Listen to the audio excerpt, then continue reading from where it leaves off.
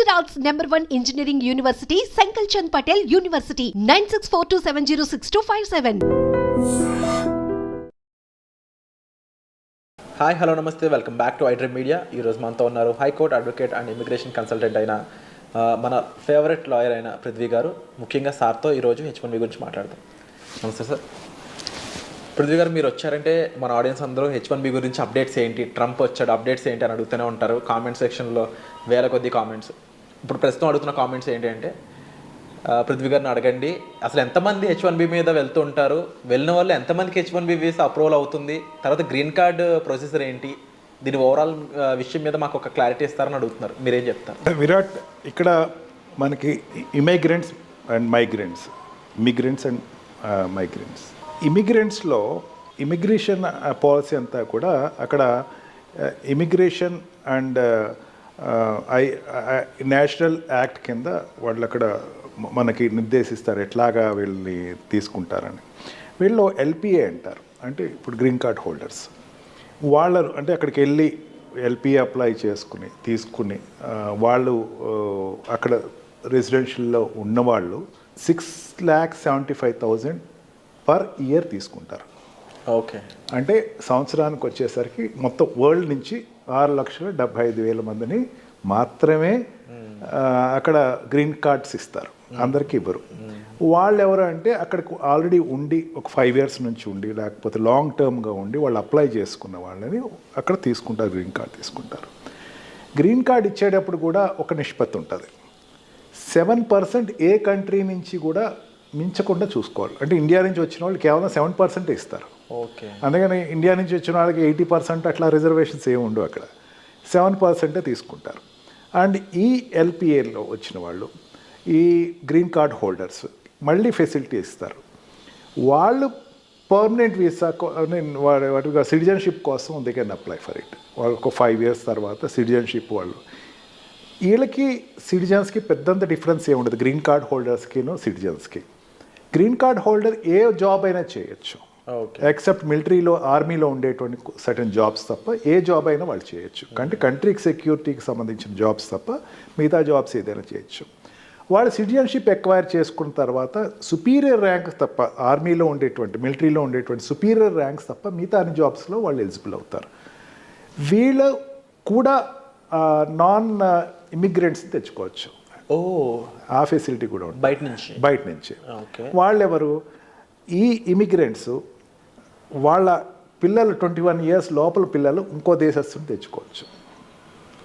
వీళ్ళు వాళ్ళ యొక్క స్పౌస్ని తెచ్చుకోవచ్చు. అంటే వైఫ్ అయితే హస్బెండ్ని, హస్బెండ్ అయితే వైఫ్ని తెచ్చుకోవచ్చు. ఎల్పిఏ వాడు. నేను అంటే అక్కడ ఉండేటువంటి బర్త్ సిటిజన్ కాదు నేను అంటే, లేకపోతే అక్కడ ఉండేటువంటి అమెరికన్ గురించి చెప్పట్లేదు. ఇండియాకి వెళ్ళి నుంచి అక్కడికి వెళ్ళి గ్రీన్ కార్డ్ తెచ్చుకున్న వాళ్ళ గురించి చెప్తున్నాను. అండ్ ఆల్సో వాళ్ళ పేరెంట్స్ని తెచ్చుకోవచ్చు. వీళ్ళను కూడా కేవలం ఈ రకంగా తెచ్చుకునే వాళ్ళు కూడా ఒక నిష్పత్తి ఉంది. కేవలం వాళ్ళు 4,80,000 మాత్రమే తెచ్చుకునే అవకాశం ఉంటుంది. 4,26,000, 4,30,000 దానికి ఒక లెక్క ఉంటుంది. దాన్ని మల్టిప్లై చేస్తూ ఉంటారు ఎప్పటికప్పుడు. అంటే ఎట్లా ఉంటుంది, ఇయర్ ఉంది అనుకుందాం, ఇయర్ 4,26,000 తెచ్చుకున్నారు అనుకుందాం, ప్రీవియస్ ఇయర్ తగ్గింది అనుకుందాం, దీనికి యాడప్ అవుతుంది. బట్ నాట్ అబ్జల్యూట్గా యాడప్ అయిపోతుంది. అంటే 4,20,000 ఇయర్ తెచ్చుకున్నాక ప్రీవియస్ ఇయర్లో ఎక్కడైనా సరే 2 lakhs తెచ్చుకుంటే ఇంకో 2 lakhs తెచ్చేసుకోవచ్చు జనరల్గా లెక్క ప్రకారం. కానీ దాంట్లోంచి కేవలం 10% మాత్రమే తెచ్చుకుని మళ్ళీ దాన్ని ఏదైనా సరే ఈ లెక్కలు ఏ రకంగా చూసుకున్నా 4,40,000 నుంచి ఎక్కువ తెచ్చుకుంటలేదు. ఈ పాలసీ ఎంతమంది తీసుకురావచ్చు అనే పాలసీని ఎప్పుడు కూడా president of America parliament, Congress నుంచి అప్రూవల్ తెచ్చుకోవాలి. అంత ఈజీగా దీన్ని పెంచడం కానీ తగ్గించడం కానీ జరుగుతుంది. అండ్ సెకండ్ కేడర్, వీళ్ళు అక్కడ ఉండేటువంటి ఎల్పిఆర్ అంటే అక్కడ ఉండేటువంటి పర్మనెంట్ రెసిడెంట్ వాటి కూడా గ్రీన్ కార్డ్ హోల్డరు బ్రదర్స్, సిస్టర్స్ని తెచ్చుకోవచ్చు. ఓకే, వాళ్ళని తెచ్చుకోవటానికి కూడా వాళ్ళకి పాసిబిలిటీ ఉంటుంది. అంతేకాకుండా వాళ్ళ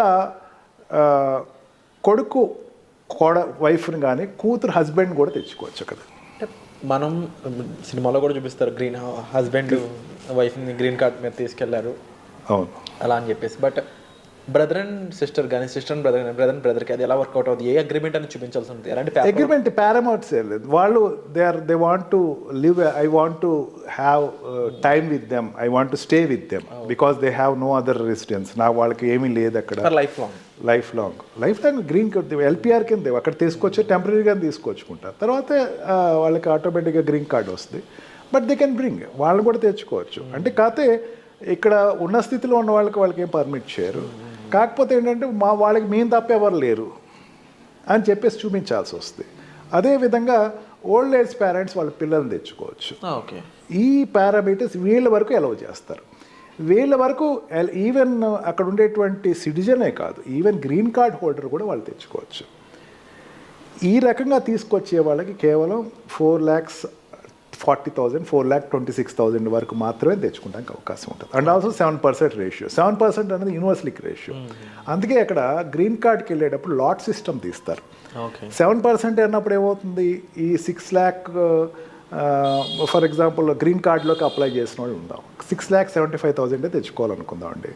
6,07,000 తెచ్చుకునేటప్పుడు ఏముంది అంటే అక్కడ ఉండేటువంటి పర్మనెంట్ రెసిడెంట్కి అప్లై చేసుకునేవాళ్ళు, ఈ జాబ్ రీచ్ వెళ్ళిన వాళ్ళు, H1B వీసా మీద వెళ్ళిన వాళ్ళు, లేకపోతే L1 వీసా మీద వెళ్ళిన వాళ్ళు అక్కడ ఉండిపోయి వాళ్ళు వీసాలు అప్లై చేసేటప్పుడు గ్రీన్ కార్డ్ 5 years తర్వాత అప్లై చేస్తారు. వాళ్ళు అక్కడ పర్మనెంట్గా 5 years కంటిన్యూగా ఉన్న వాళ్ళు అప్లై చేస్తారు.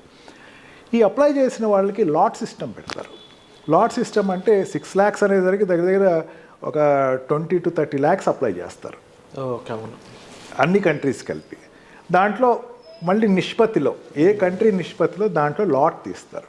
లాట్ తీసి ఆ 7% ఆఫ్ ఏ కంట్రీ మాత్రమే అక్కడ ఇస్తారు. ఇప్పుడున్న ట్రంప్ స్టూడెంట్స్కి చాలా వెల్కమింగ్ పాలసీసే చెప్పాడు. ట్రంప్ మిగతా వాళ్ళకి కొంచెం వ్యతిరేకంగా ఉన్నా సరే స్టూడెంట్స్కి మాత్రం మీరు రండి, పర్లేదు ఇక్కడికి వచ్చి చదువుకోండి. ఎందుకంటే స్టూడెంట్స్ వల్ల ఆ కంట్రీకి డబ్బు వస్తుంది, అక్కడ ఇన్స్టిట్యూట్స్ పెరుగుతాయి, ట్యాక్స్లు ఎక్కువ, ఇన్సూరెన్స్లు కడతారు, ట్యాక్స్లు కడతారు, ఇన్కమ్ సోర్సెస్. కాబట్టి స్టూడెంట్స్ వరకు వచ్చేసరికి మాత్రం ద మూమెంట్ వాళ్ళు అక్కడ ఎడ్యుకేషన్ అయిపోయిన వెంటనే they have to move out of the country if at all they have no job in US. Job సంపాదించుకోలేకపోతే definitely they have to move off. అక్కడ మళ్ళీ అందుకని అక్కడ ఇంటర్వ్యూస్ అటెండ్ అవుతారు. క్యాంపస్ సెలెక్షన్ అనేది ఇండియాలో పెద్దంత ఇంపార్టెంట్ కాదు, కానీ అక్కడ క్యాంపస్ సెలెక్షన్ అనేది చాలా ఇంపార్టెంట్. లేకపోతే వాడు మళ్ళీ ఇండియా వచ్చేసి ఇక్కడి నుంచి అప్లై చేసుకుంటాడు. ఇక్కడికి వచ్చేసేసి ఇక్కడి నుంచి మళ్ళీ వాళ్ళకి రూట్స్ తెలుస్తాయి. అంటే ఎక్కడెక్కడ పాకెట్స్ ఉన్నాయి, ఎక్కడెక్కడ నా జాబ్ ప్లేస్మెంట్స్ ఉన్నాయి అన్నది వాళ్ళు ఎప్పుడు వెరిఫై చేసుకుంటూ ఉంటారు. ఇక్కడ ఇండియాకి వచ్చి వాళ్ళు అప్లై చేసుకుని H1B వీసా మీద వాళ్ళు ఎక్కడ వెళ్ళటం జరుగుతుంది. ఈ రకంగా it's a not open door. అందరికీ వచ్చేసేసేయండి, ఎంతమంది పడితే అంతమంది లక్షలు వచ్చేసేసేయండి అని చెప్పడానికి ఏం లేదు. There is a certain particular number which is in entry and exit from the country. 100% sir. అండ్ ముఖ్యంగా మీరు చెప్పిన వాటిలో ఇప్పటివరకు ఎంతమంది మాత్రమే స్కోప్ ఉందా, అందులో కూడా మళ్ళీ కంట్రీ ఓవరాల్ పర్సంటేజ్ మీద 7% అయినా అనే విషయాలు కానీ, లేకపోతే నాకు ఇప్పటివరకు టు బీ ఫ్రాంక్ ఈ రిలేషన్షిప్ గ్రీన్ కార్డ్ ఉన్న వాళ్ళు ఎవరైనా తీసుకెళ్తున్నారంటే ఓన్లీ హస్బెండ్ అండ్ వైఫ్ ఈ కాన్సెప్ట్ విన్నాను తప్ప పేరెంట్స్ని కానీ బ్రదర్స్ అండ్ సిస్టర్స్ని కానీ అండ్ వీళ్ళు తీసుకెళ్ళొచ్చి వీళ్ళకి ఎవరు లేని సిచ్యువేషన్స్లో అనేది ఇలాంటి కొత్త పాయింట్స్ అన్ని కూడా మా ముందుకు తీసుకొచ్చినందుకు thank you so much. Thank you. And H1Bకి సంబంధించినటువంటి డీటెయిల్స్ మీరు కావాలనుకున్నా సరే మీరు డిస్ప్లే అవుతున్న నెంబర్స్ కాల్ చేసి సార్ని మీట్ అవ్వచ్చు. Thank you so much.